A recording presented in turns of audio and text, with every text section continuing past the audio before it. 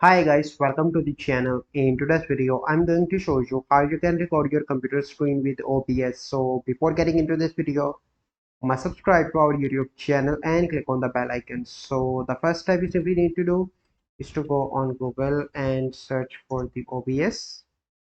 And you need to search for OBS Studio and you need to download for Windows from here, and from Mac you can download from here, and from Linux you can download. So once you download that and already installed, as you can see that I'm already using OBS to record this video.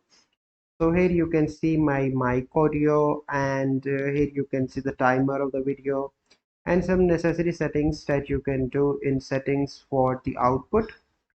So here you can select and the first setting is video, that is resolutions. So as you can see that my fps is 60, and you can do some necessary audio settings, and you can select the hotkeys for start and stop recording and other important keys from here.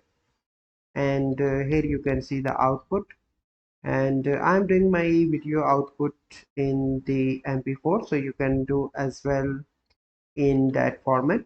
And here you can see other settings, and here you can see some source border, source crop. So it is not useful at all.